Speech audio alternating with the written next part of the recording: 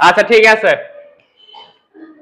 আজকে তোমাদের আমি সম্পদ নিয়ে কিছু কথা বলবো। আজকে কোনো চিত্র রাখবো না, তবে তোমাদের এই সম্পদের মূল থিমটা আজকে তোমাদের আমি বুঝিয়ে দিব।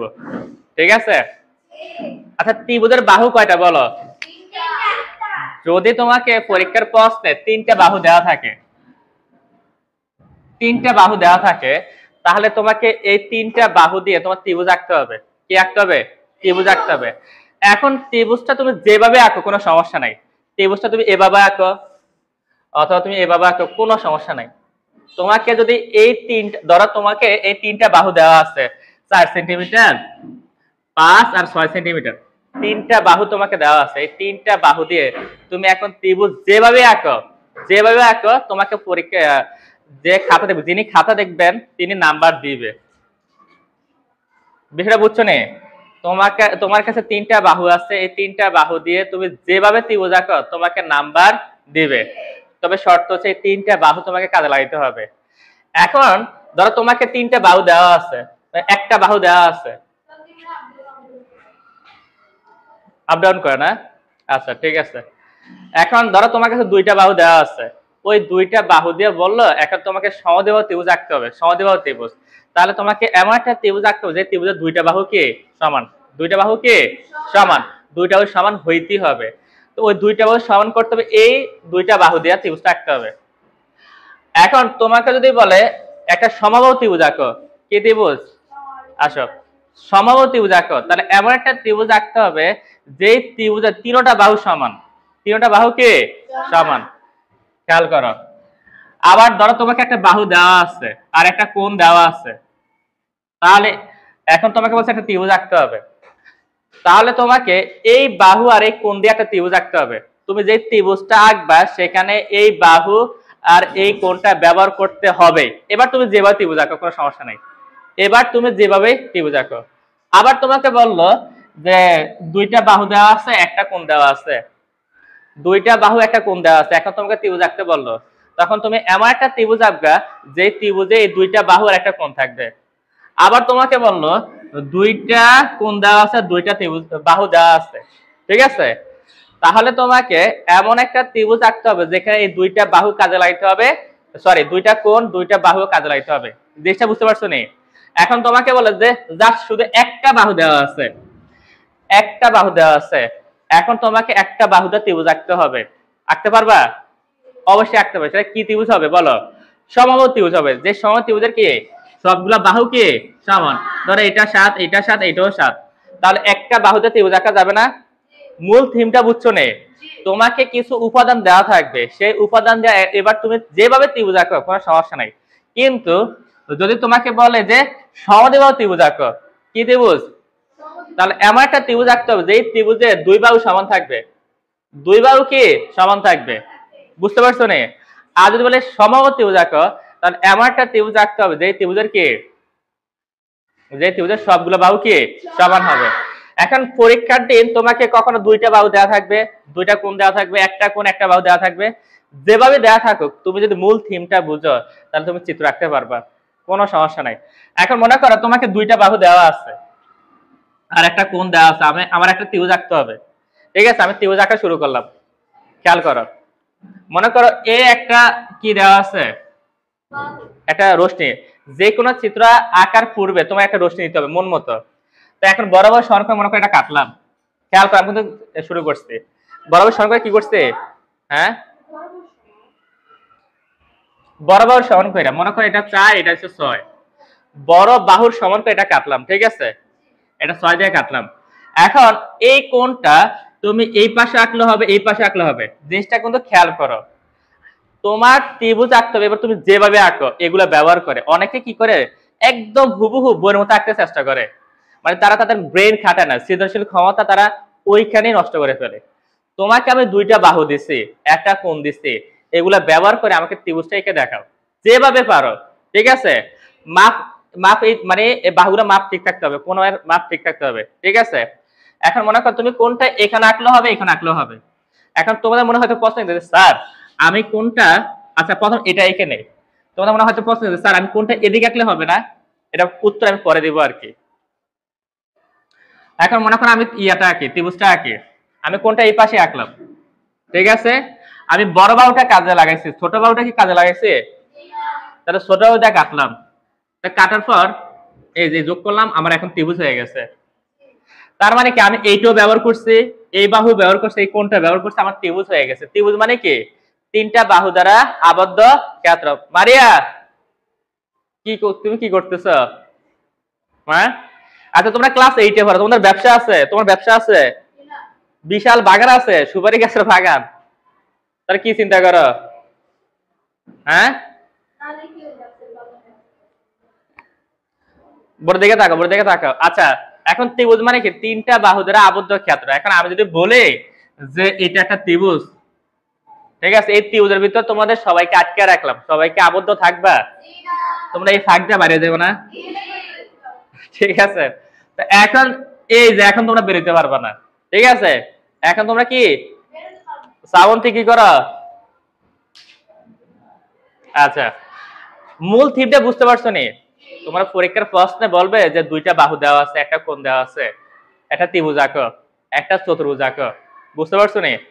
আচ্ছা, এখন ওই ওই মানে এখন ওই পাশে কোনটা আঁকলে কি সমস্যা সেটা দেখাইতেছি। আবার খেয়াল করো, যে কোনো একটা রশ্মি নিবা, ভালো কথা, 60 ডিগ্রি কোণ সবাই আঁকতে পারো না?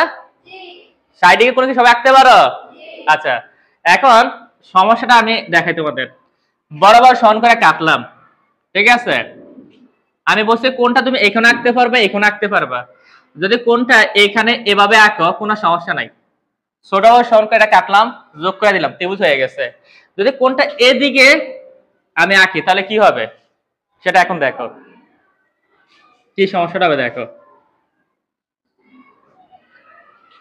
মনে করো বরাবর সমান করে কি কাটলাম, কোনটা আমি এদিকে আঁকলাম, ঠিক আছে। তো কি করছে, এদিকে যাবে, এদিকে যাবে না, যার পর ছোট সমান করে কাটলাম। এখন ছোট সমান কাটলাম, তো কাটার পর এমনি যোগ করবা, ঠিক আছে। এখন সমস্যাটা কি দেখো। আচ্ছা, এখন জিনিসটা দেখো, এখানে তোমার এটা আছে না, এটার মাপ নিলাম না আমি, এই ত্রিভুজের মাপ এটা আছে আর কি। আর তোমার কি এই ত্রিভুজের মাপ তোমার এখানে আছে, ঠিক আছে। আর এই কোণটা ত্রিভুজের বাহিরে চলে যায়, ত্রিভুজের কি কই চলে যায়? ত্রিভুজের মানে ত্রিভুজ কিন্তু তোমার হয়ে গেছে, ত্রিভুজটা তোমার হয়ে গেছে কি, তোমার ত্রিভুজ আঁকা হয়ে গেছে, কিন্তু কিন্তু কিন্তু তুমি নাম্বার পাইবা না। কেন পাইবা না? এই কোণটা ত্রিভুজের বাহিরে চলে গেছে। এখানে ছোট্ট একটা কথা আমি বাদ দিছি তোমাদের, তোমাকে দুইটা বাহু দেওয়া আছে, ওই দুইটা বাহুর অন্তর্ভুক্ত কোণ কিন্তু এটা অন্তর্ভুক্ত কোণ, অর্থাৎ যেই দুইটা বাহু দেওয়া আছে ওই দুইটা বাহুর মাঝখানে কোণটা রাখতে হবে, বুঝতে পারছো নি? এই একটা বাহু, আমি ত্রিভুজটা আবার আঁকি। এখন এই যে কোণটা ত্রিভুজের বাইরে চলে গেছে না, এই করে এটা হবে না, এটা বাদ, এটা কি হবে না। এখন আমি ত্রিভুজটা আবার আঁকি।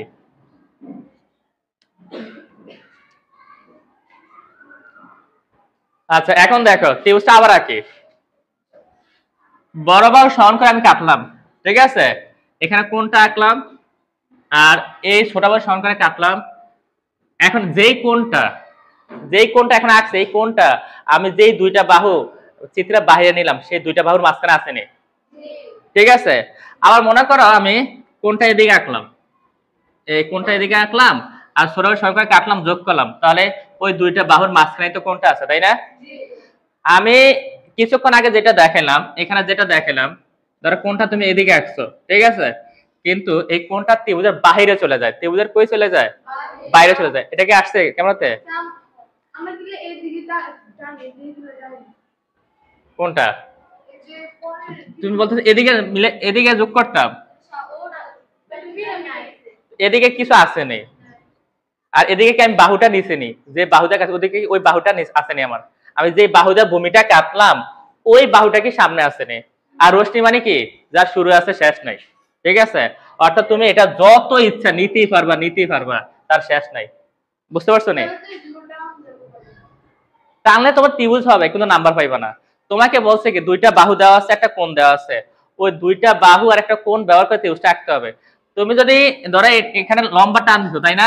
এখন এটা তো আমার এই ভূমিটা আমি কোত্থেকে পাইছি, এই ভূমিটা তো আমার যা উপাদান দেওয়া আছে তার সাথে কোনো মিল নাই, তোমাকে যা দেওয়া আছে তাই দিতে রাখতে হবে। তুমি প্রথম ভূমিটা কাটছো কি করে, এতটুকু ভূমির সমান করে কাটছো না, বরাবর সমান করে কাটছো না, তো এখানে তুমি কার সাথে মিলাইবা? আমি এটা আবার আঁকি, দেখো মনে করো তুমি যেটা বলছো না, বরাবর সমান করে কাটলাম, ঠিক আছে, তারপর এখানে কোনটা আঁকলাম, তারপর আমি ছোট বড় সমান করে এটা কাটলাম।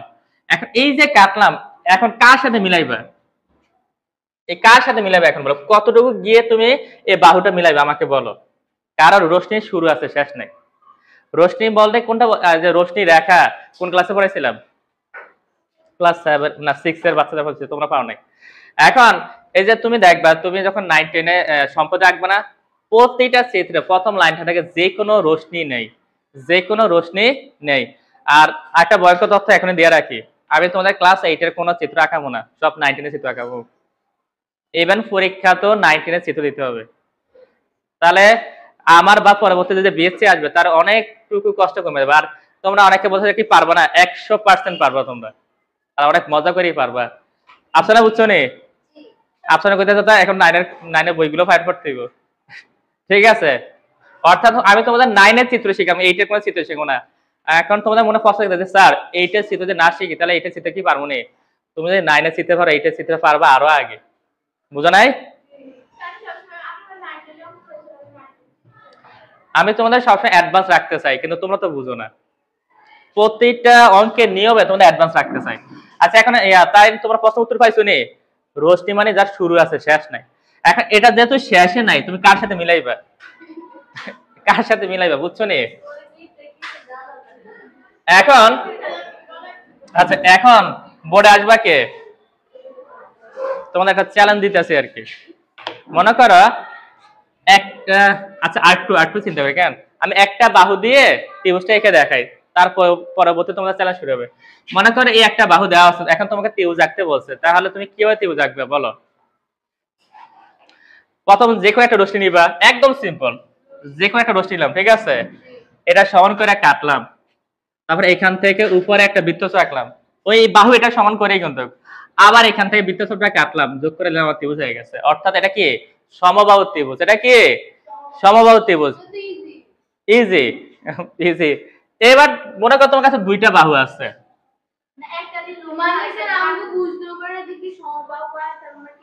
এটা এটা এমনি বুঝে ফেলবে সামনে। তা তুমি আঁকো, চাই আসো, ধরো এটা হচ্ছে 5, এটা হচ্ছে 4, যখন বাহু আঁকবা নিচে 4 5 দিয়ে দিবা, দেখা যাক সোয়াইন পারবো কিনা। হ্যাঁ হ্যাঁ ওকে, এটা নিচে 5, তাহলে মানে একটা বৃত্তচাপ আঁকো তোমার মন মতো উপরে, বৃত্তচাপ সমান মাঝখানে আঁকতে হয়। তুমি যে এই যে 5 সেন্টিমিটার নিচ্ছ, এটা মাঝখানে আঁকবা সবসময়, ঠিক আছে? আঁকো, ওকে। তাহলে ওই দুইটা বাহু দিবা কত কত, এ ডাস্টার না, ওকে। তাহলে ওই দুইটা বাহু কত কত থাকবে, এটা কত এটা কত, তো দাও 4 4 দাও। মূল থিমটা বুঝতে পারছো নি? ওকে, এবার আসো, এবার কি আসবা? আগে আসলে তারপর দিমু। আচ্ছা ইমু আসো, হইছে হইছে। হ্যাঁ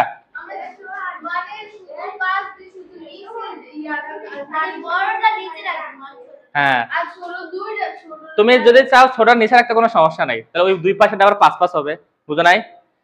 সমদ্বিবাহু ত্রিভুজ মানে কি দুই বাহু সমান করলেই হইব, বুঝছো নি? এবার আসো ইমু,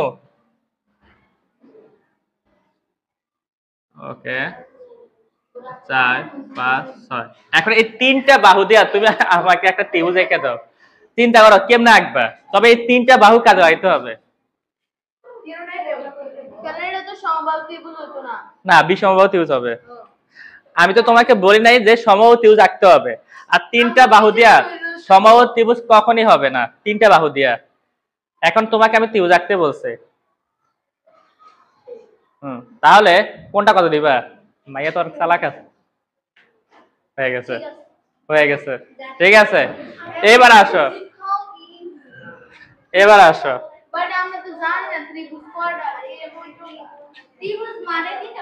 ত্রিভুজ মানে তিনটা বাহু আটকে দিবা, তোমার কাছে যা উপাদান দেওয়া থাকবে সেগুলো দিয়ে তুমি এবার কি তুমি নাম জানো না? এই জামা এটা কি সমত্রিভুজ, প্রত্যেকটা বাহু সমান হলে কি সমত্রিভুজ। এটা কি সমদ্বি, দ্বি মানে কি দুই, দ্বি মানে কি দুই।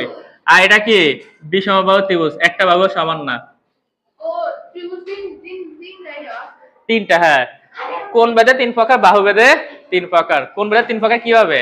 সমকোণী, সূক্ষ্মকোণী আর কি স্থূলকোণী।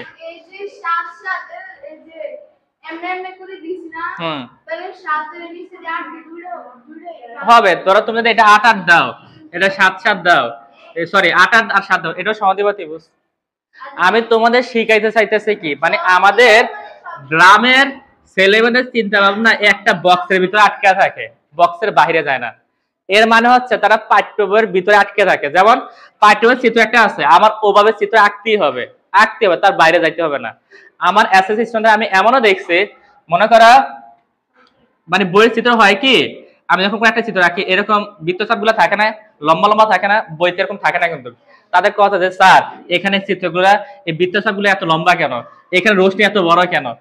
তাদের মাথায় এই চিন্তাটা, মানে তারা এই বক্সের বাইরে চিন্তাই করে না। ঠিক আছে, এটা অনেক বড় একটা সমস্যা। এটা সৃজনশীল যুগ, তোমাকে একটা জিনিস দেখে আরেকটা জিনিস কি তৈরি করতে হবে। যেমন চায়নারা কি করছে, আগে সবাই বলতো কি চায়না মানে কি ডুপ্লিকেট মাল। ওরা কপি করতে করতে এমন একটা পর্যায়ে চলে গেছে, এখন আমেরিকার চ্যাট জিপিটি নাম শুনছো নি? চ্যাট জিপিটি কে চায়না হারায় ফেলছে ডিপসিক দিয়া, মানে এআই রোবট, এআই বোট।